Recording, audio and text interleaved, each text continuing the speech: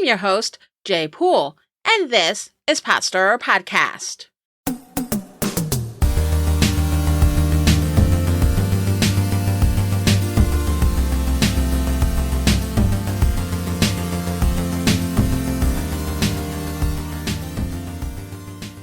Hi, everyone, and welcome to Potstirrer Podcast, where politics, religion, and history collide, and it's not always polite. I recently had the opportunity to engage in a fascinating and enlightening conversation with activist, former pastor, and professor emeritus Drick Boyd, Ed.D. Dr. Boyd is the author of the book Disrupting Whiteness, Talking with White People About Racism. I'm truly excited to share this with you, and I hope that you'll gain as much from the experience as I did, perhaps even more. Thank you for listening. Enjoy. Today, we have a special guest, Drick Boyd, Ed.D.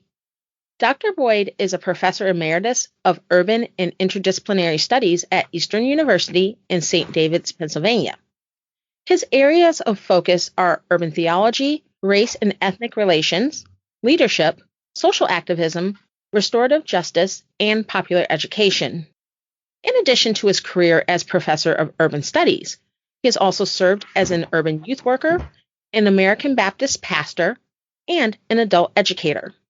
Dr. Boyd has been involved in community-based leadership development in the West Philadelphia area for many years, and has sought to build relationships among people who differ based on race, ethnicity, class, religion, and sexual orientation.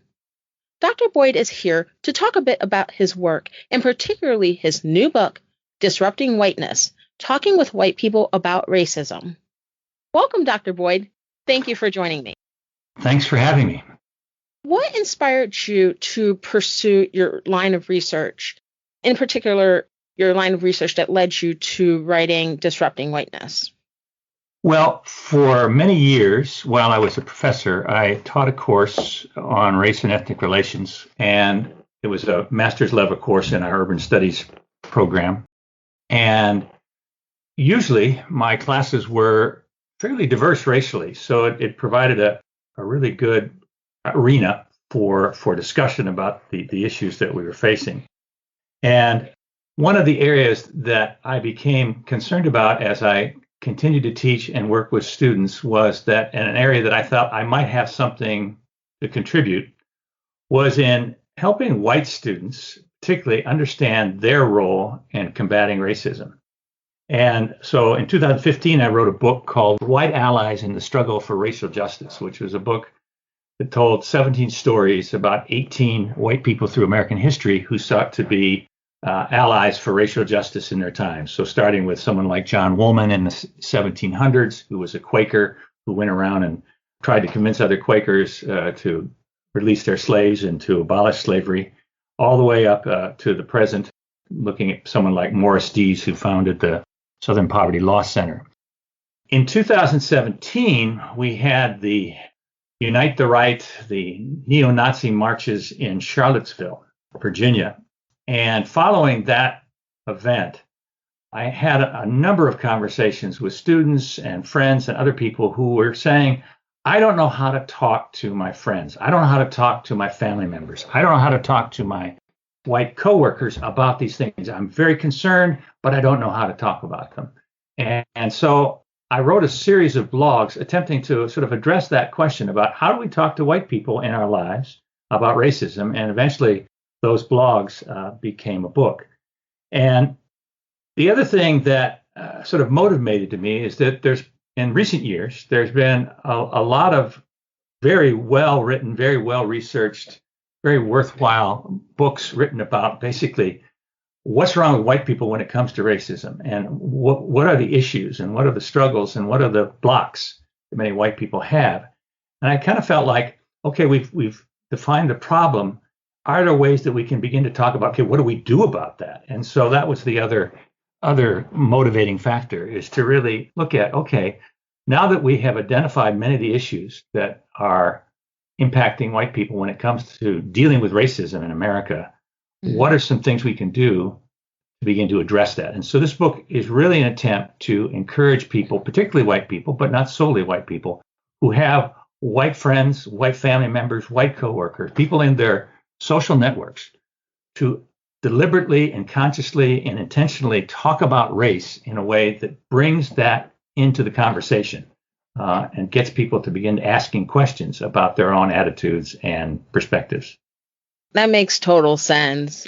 And I have somewhat of a church background myself, and both sort of within the church and outside of it, it's sort of been a thing for me to want to sort of bridge the gap.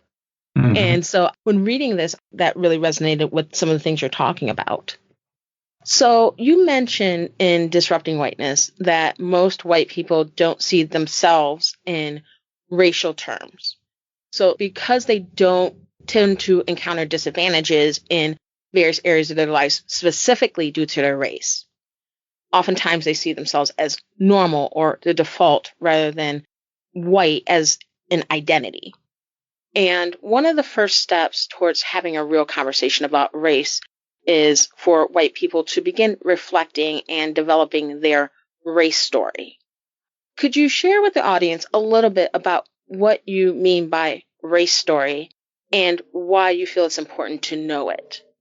Well, actually, in the book, early on in the book, talk about a little bit my own story and how I grew up in an environment that was very, very white, very upper middle class, very white, and so I kind of grew up in this environment where I just assumed, as you just indicated, that white was just sort of normal. It was just the way things were, and it wasn't until I broke out of that I began to realize that people were seeing and experiencing the world in entirely different ways than I was, simply because of their racial identity and the way they were identified by this society. And I don't think we as white people can talk with any kind of integrity about racism in anybody else's life or in society in general unless we have come to terms with the way in which race and racism have shaped us. And so when I talk about we need to know our race story, it's really just asking ourselves and reflecting on some very simple questions, like, how do you describe yourself in terms of racial identity? When did you first encounter a person of another race? And what were your feelings? What were your thoughts about that? When did you first experience racism, either witnessing it or hearing someone's story? And what was it that you took from that? And how did that shape you? And what kind of messages in your environment, in your family, in your school, in your church, were you hearing about race and when you were growing up? And what were the stories that were people telling? What were the jokes that people were saying? What was the language that people were using?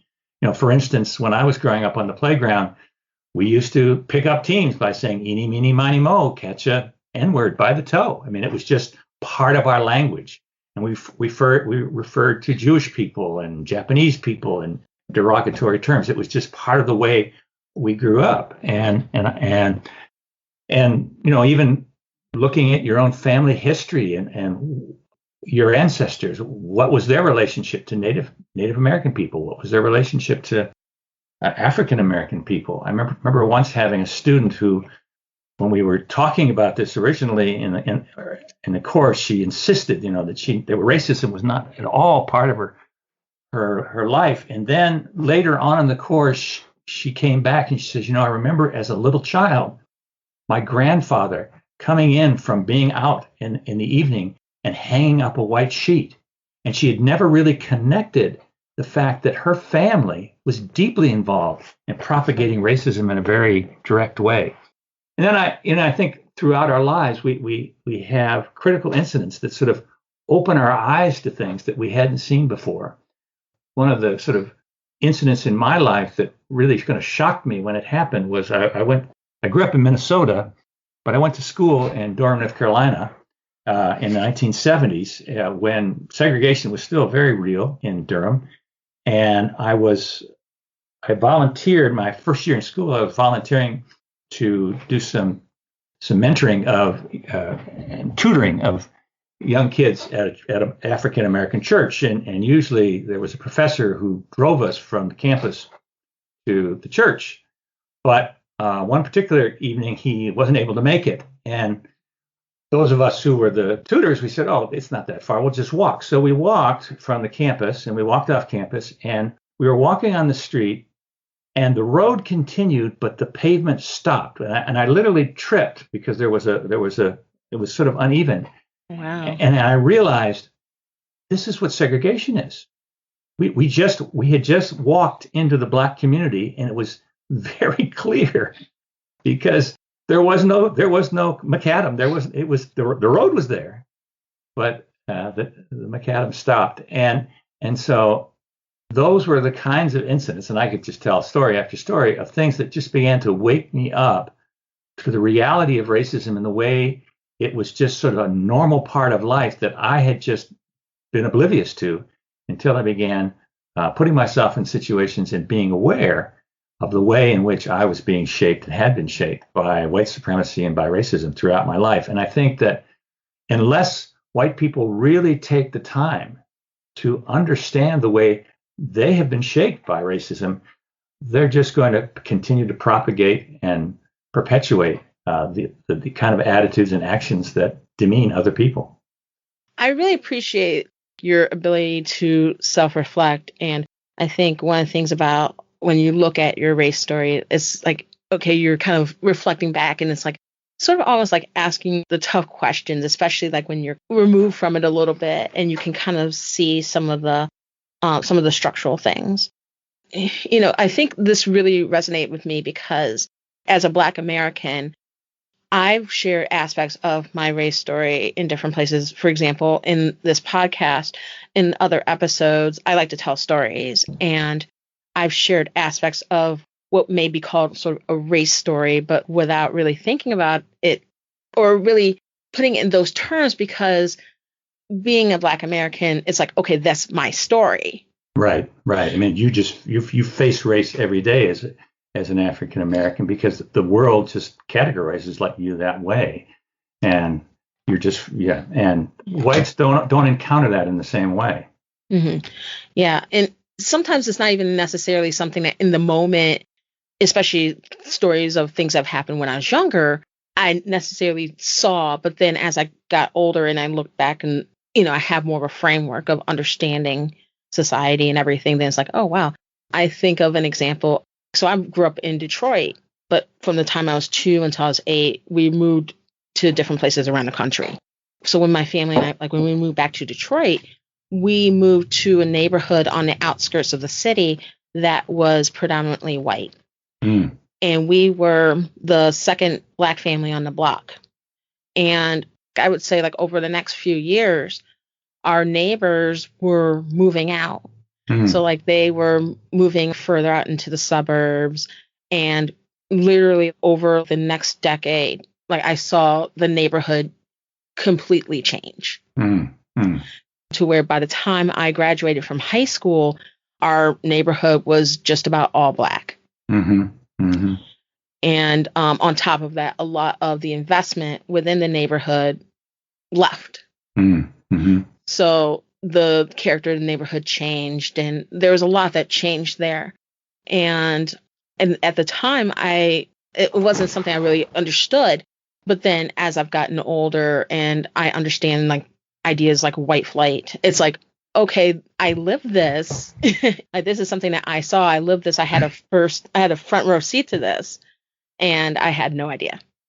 Yeah, and most likely that what caused that to happen was not just that people made individual choices, but realtors were showing these houses to Black people and showing other houses to white people, so that they weren't even encouraging any kind of integration. I mean, the real estate industry, you know, as you probably know, has a long history of racial profiling and flipping neighborhoods and using all of that for their own gain. So it's and so that whole structural piece is going on, and you're just a kid seeing the neighborhood change and not understanding why. And yeah, I can see that.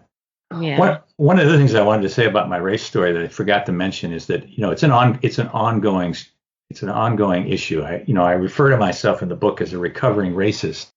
And what I mean by that is that white supremacy, white privilege is like a drug. I mean, it provides a kind of comfort and a kind of shield, a buffer against the world that can be very intoxicating.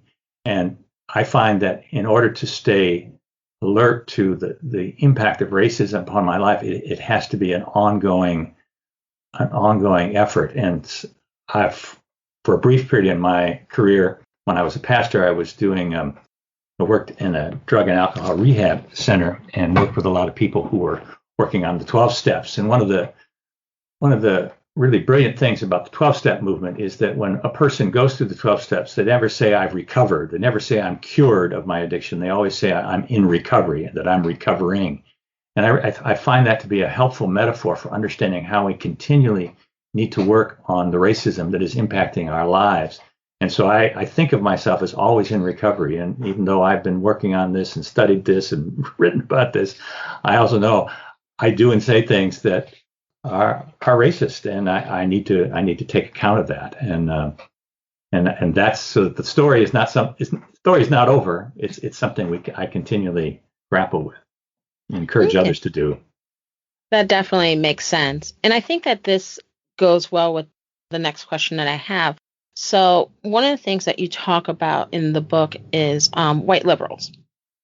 So in a lot more progressive and liberal circles, in a lot of the mainstream media, it tends to be that conservatives, especially white conservatives, tend to get a bad rap for racial bias and racist attitudes. Mm-hmm. But I was listening to the radio and originally heard about this, and then I had to go home and find it and read this. But I read a study by psychology researchers Cindy H. Dupree and Susan T. Fiske. And they found preliminary evidence that white liberals were more likely than white conservatives to do what they called competence downshift. Mm-hmm. So in other words, it meant white liberals were more likely to bring their language down to what they perceived to be the level of people of color when interacting with them. So white people, regardless of ideology, are often influenced by negative racial stereotypes of certain groups of color. And I mean, I think everyone really is. But yeah, so white people, regardless of ideology, are influenced by negative racial stereotypes. But white liberals are more likely than white conservatives to care about being accepted by people of color and not being perceived as racist. Right. But then the issue is that with that approach, and it might not be a conscious approach, but it might not be something that people necessarily think about, but this approach often leaves people of color feeling patronized in their interactions with white liberals. And so sometimes you'll see these interactions fraught with tension. Now, I think this also dovetails with a section of your book where you talk about white liberals. In Disrupting Whiteness, there's a particular passage that I read that stands out, and I'll just briefly read it. Quote, "This disturbing expression of white liberal racism leads to the white savior mentality in people who feel it's their duty, even calling, to take the lead in an effort to help the poor, disenfranchised, and victims of injustice. Yet instead of following the lead of others closer to the pain, they want to work on their own terms. While their motivations may be honorable, white saviors want to lead and direct the process rather than work in solidarity and consultation with those most affected by the injustice being addressed." End quote. Dr. Boyd, why do you think white liberals often have trouble with the idea that they may still have more work to do? And how can any hurdles on this front be addressed? Yeah, that's an excellent question. And, in the book, I refer to a quote by Philadelphia columnist Solomon Jones, who quotes older Black folks who said they'd rather deal with white people from the South because at least they know where they stand. And I think when people feel patronized, they feel like, okay, these people are here for a good reason, but why do I feel like I'm being demeaned? Why do I feel like I'm being talked down to? And I think that's a very real problem. And I think particularly, there's a lot of controversy this day about white people being, quote, woke. And I think a lot of wokeism, a lot of white people kind of became aware of just how pervasive racism is in our society after the death of George Floyd and all the marches and whatnot that occurred after that, and figured they had it all figured out without really coming to terms with the fact that they had benefited by that white supremacy, that they still perpetuated certain attitudes. And so I think, to your question, why do they have trouble, is that contending with the fact that racism is a part of your life is a very painful and very uncomfortable thing to admit. We don't like to admit, none of us like to admit that we haven't got our stuff together.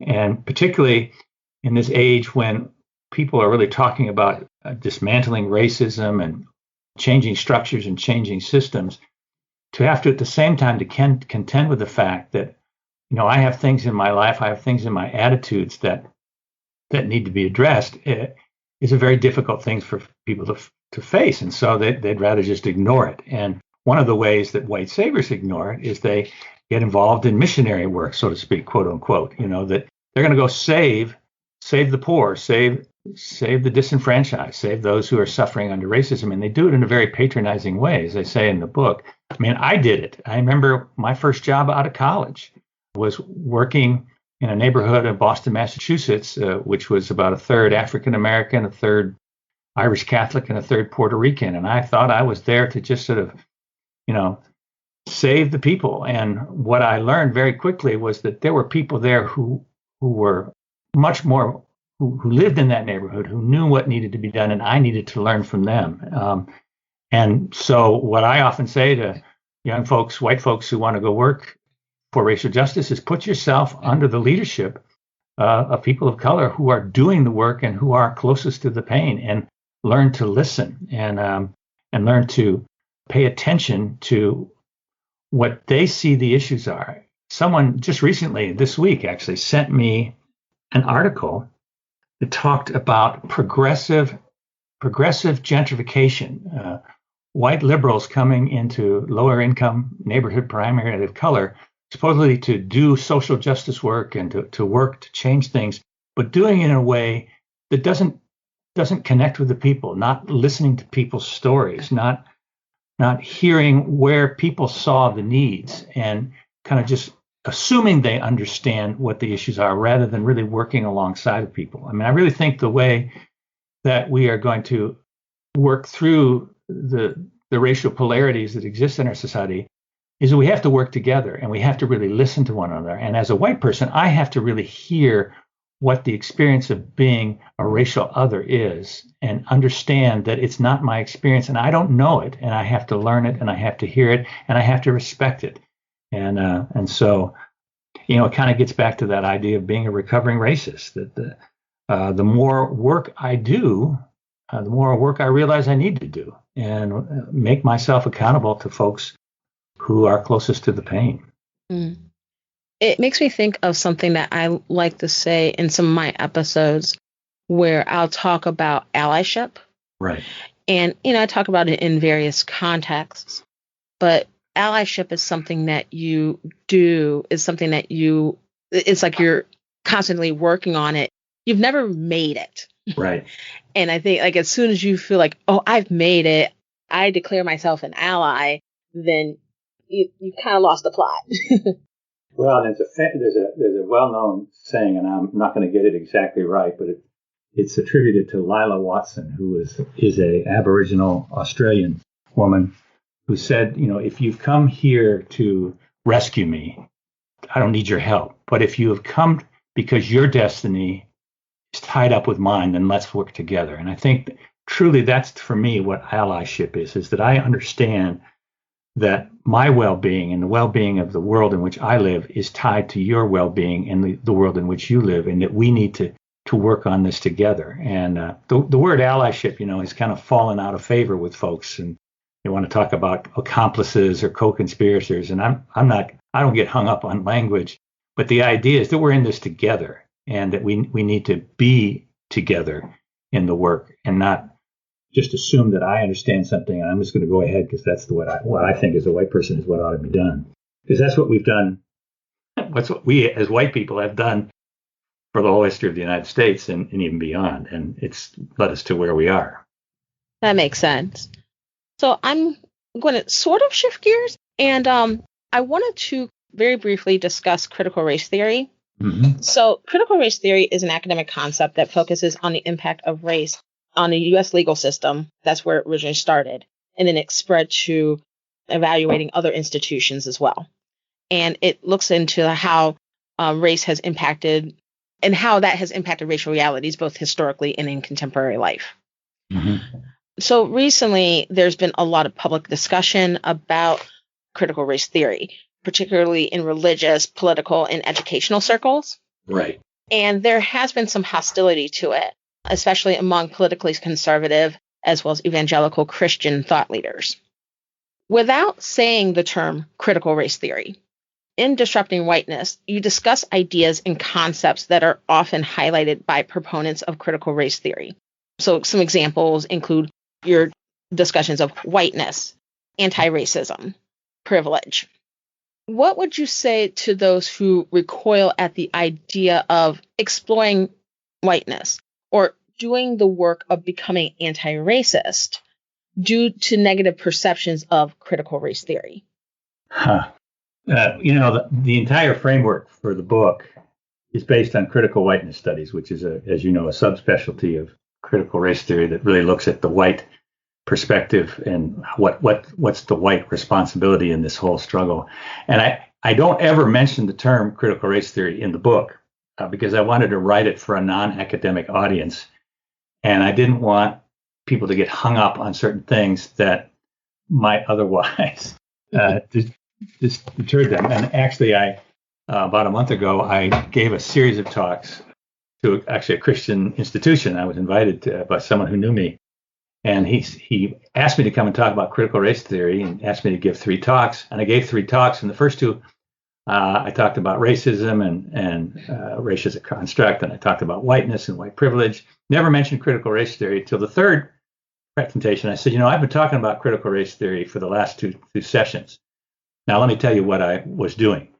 Because I think what's happened with this whole controversy around the critical race theory and the 1619 Project, it's been taken up by legislators across the country. It's just a smokescreen for whites not wanting to contend with the systemic and institutional racism that's been at the heart of our history as the United States since the very beginning. I mean, that's what the 1619 Project is all about. That it started in 1619. It's been there from the beginning. I mean, our economy, our politics, our culture, our history are just infused with racist ideology. Some have called racism our original sin, and as a country. And so, if you don't want to talk about critical race theory, that's fine. But we have to. One of the keys, I think, key concepts in critical race theory is this notion that racism is an ordinary part of American life. It's not an exception, but it's infused in so much. And this can be validated again and again and again by people of color as they share their experiences. And so I guess I would say that anyone who doesn't want to really contend with the reality of white supremacy and institutional and systemic racism in our society and its effect on them and people in general, who don't want to acknowledge their privilege and the privilege of others, then you're really not ready to do anti-racist work. It's not just about how you and I treat each other as individuals. That's certainly part of it. And, if we can get along, that's certainly better than not getting along. But we live in an environment that is just infused with our laws and our policies and our practices as institutions that continually discriminate against people of color in significant ways. And, through the pandemic, we've seen these disparities in employment, in healthcare. I've been working for 10 years with a group that's looking at disparities in the funding of public education based on race. So it's not something that you can just ignore. It's very much a part of our culture. And unless we are willing to really grapple with that and begin to address those inequities, we're just not ready to do the work. I can definitely, that definitely makes a lot of sense. So let's talk a little bit about solutions, or at least ways we can make progress racially as a country. And this is one of my favorite parts of the book. You discuss in Disrupting Whiteness an interracial and interfaith group in Philadelphia called Nucor, where people get together once a month to have meaningful conversations about race. So, yeah, I'll basically give you the floor. How does it work? Well, a little background on Nucor. Its origin really starts in 2008 when then presidential candidate Barack Obama came to Philadelphia and gave a speech in which he said we needed a new conversation on race. And shortly thereafter, the mayor of Philadelphia, Michael Nutter, approached a group of African-American clergy and Jewish rabbis and said, we need to have this conversation. Philadelphia is a city whose history is just run through with racial violence and racial polarity, and still exists today. Mm-hmm. And so there was a group of black and white Christian clergy and Jewish rabbis who began meeting on a monthly basis to try and grapple with, okay, what do we do with this charge that the mayor has given us? And, they talked about, maybe we can set up programs and maybe we can do some trainings and that sort of thing. But then they came to realize that in their own denominations, in their own churches and synagogues and judicatories, that they still had racism running through their institutions as well. And so they started by, they stopped and they sort of said, let's talk about our own stories. And so they began a pattern where each month when they would meet, someone would tell their race story, very much like we were talking about earlier.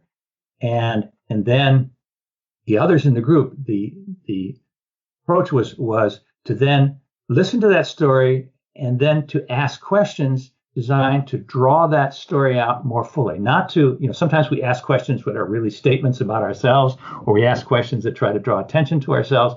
They said, no, we want to really delve into this person's story. And so they would ask questions to try and draw out that story more and more. And what they experienced as they did this month to month to month was that in hearing each other's stories, they themselves, as people ask questions about story, you became to understand your own story more.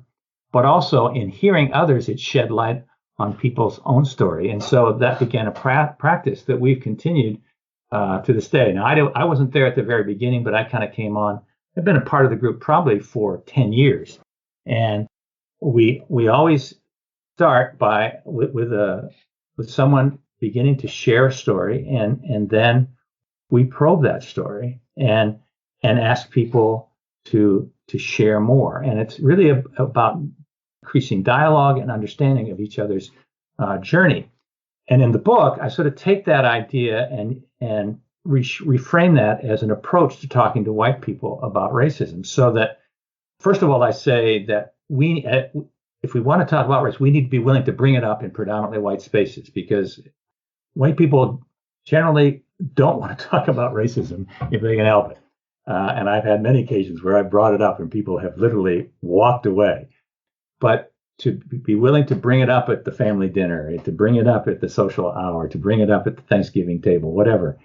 But then as people respond, instead of getting into debate, which is often what happens, we begin to take positions, to instead ask the question, what's the story behind how you came to think that way or act that way or believe the way you do, and to try and invite someone to tell their story, and then to probe that story in very much the same way, to ask questions, to try and understand. And the first goal is to really understand the other person, but also then to invite them to reflect by telling their own story about what it is that they believe and why they believe it, and to begin to enter into a dialogue. And I have found that this is a way, it's a sort of disarming way, because when the topic of race comes up, most white people feel like they're either going to get blasted or they're going to get in a fight. And instead, we're inviting us then into conversation. And it's not something that's going to convert somebody or change somebody in one conversation, but it's an approach of really engaging people in ongoing dialogue invites them to reflect on who they are and what they believe and why they believe that. And as time goes on, I would, as the person who's asking the questions, I get a chance to share my story and how I changed. And so we enter into this conversation that's really based on our experience rather than just our positions. Mm. I'm just kind of curious. Have you or people who are involved with this group, have they been approached at all about this concept being spread to other cities? Yeah, we actually have been asked on several occasions to work with other groups. Just recently, we were working with a social work department, a local college that the faculty and staff had gone through all sorts of anti-racism training that had been sort of pushed upon them, and it had sort of a negative effect. And so they asked us to come in and to sort of help people find a way to just talk about their experiences. And so we've done a couple trainings with the faculty, and we're going to go back in the fall, and we're going to work with them and talk about how you can do this with your students. We've done it. We've just shown up, said we're going to be at such and such a coffee shop, and people who want to talk about the issues that are going on can come, and we sort of model that. Around Martin Luther King Day, we always have some sort of program somewhere in the city where we're inviting people to engage in conversations on race, and usually we tie that to a speech or something that Dr. King has said or written, so that it's tied to the holiday. But more and more we've been doing this, and actually have had people from other cities come and invited them to be a part of it, and said, I'm going to try and take this back to my home. I don't know of any particular ones that have started, but I know there's been conversation. Okay.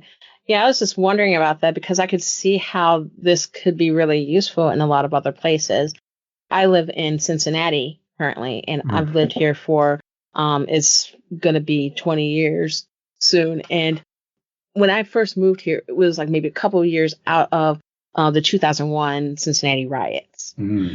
And that was precipitated by the police shooting of a young Black man in the Over the Rhine neighborhood of Cincinnati. So that was sort of a moment that was very, there was a lot of tension from that. And so we were a couple decades out from that. Right. But, there's always kind of lasting damage from things like that. Oh, so, sure. Yeah. And, not just from the incident itself, but the overall issues that culminated in that particular incident and in the unrest that happened afterwards. Mm-hmm.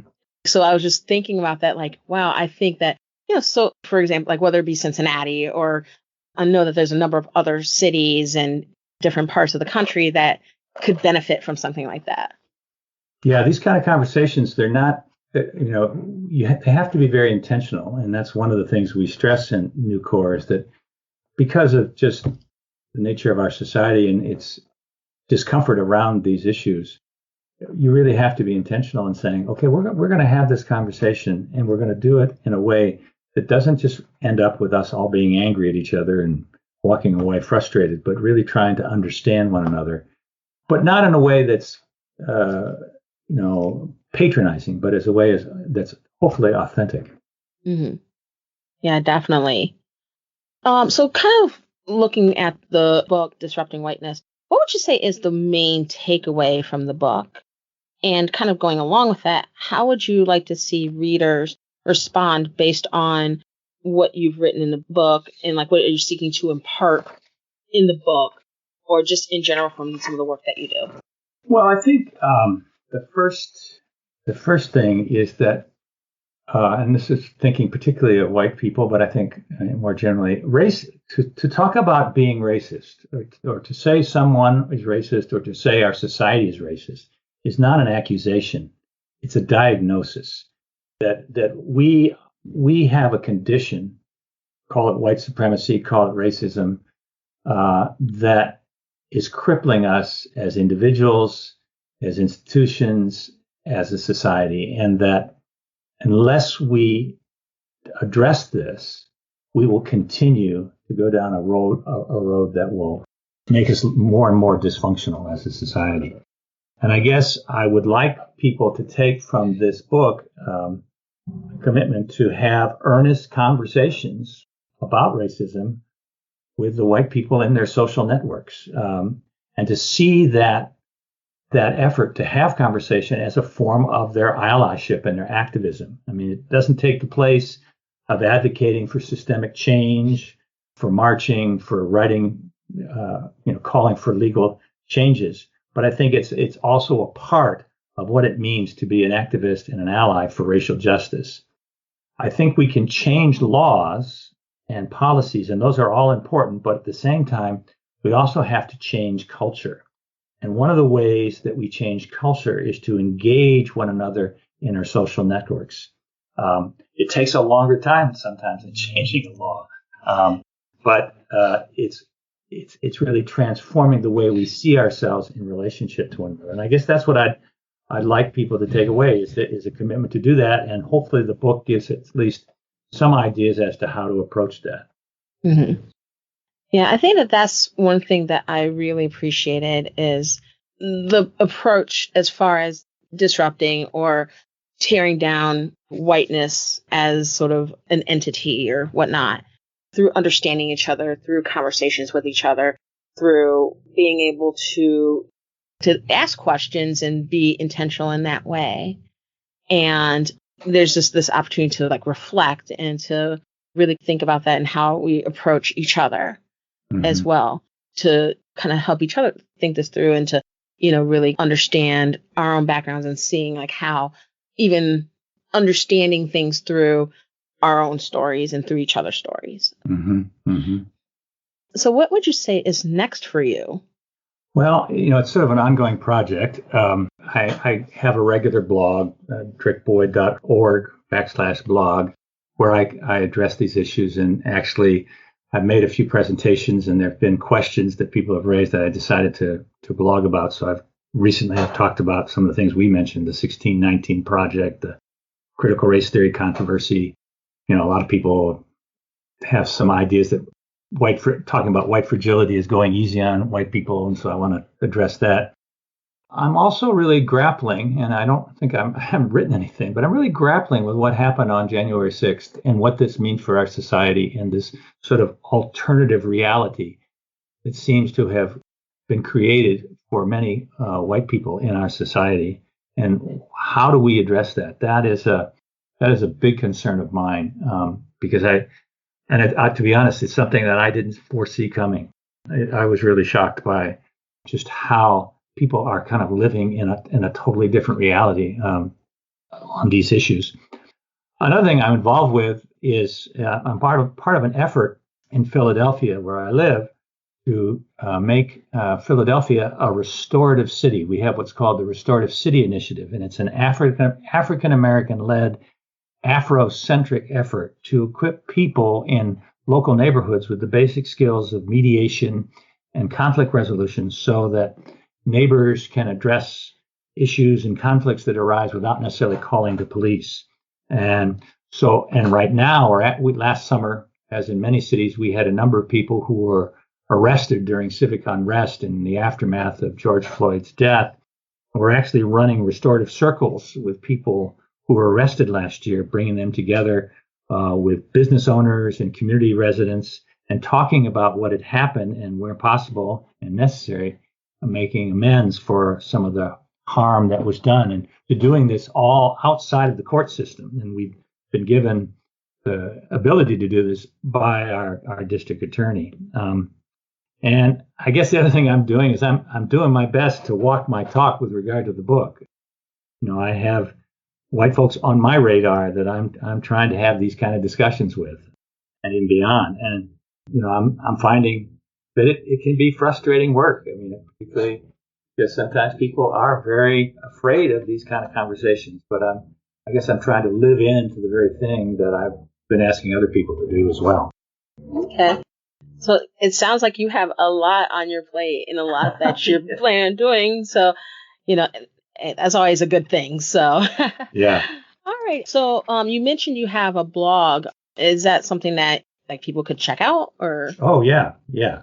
As I said, it's drickboyd.org/blog. I have a website and the blog is part of that.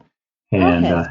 And right now, particularly, I'm really addressing many of the issues that have sort of been raised by the book, and trying to sort of address the kinds of things that I think are really important for us to deal with. This is an ongoing issue, and it continues to raise other concerns that I didn't anticipate when I wrote the book. So I'm continuing to learn and grow too. Okay, yeah, that definitely makes sense. And so I'll post that link in the show notes, as well as the link to the book. Like, as I mentioned, Disrupting Whiteness is available for purchase on Amazon. I really enjoyed it. It's a great read. So listeners, definitely go there and purchase it. Thanks again, Dr. Boyd, for joining me. I really appreciate it. Well, thank you for having me, and I really enjoyed our conversation.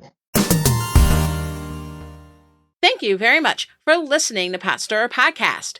If you enjoyed this episode, subscribe on Apple Podcasts, Spotify, Amazon Prime, or on your favorite podcast app. Go to potstirrerpodcast.com/download and you'll see the links. If you subscribe, which is completely free, you'll be able to access new episodes as soon as they're released. If you enjoyed the podcast, please give it 5 stars and leave a review. And as you might know, I enjoy tweeting, so follow me on Twitter at PotstirrerCast. I'm Jaye. Let's fight for America's future, because freedom is not free.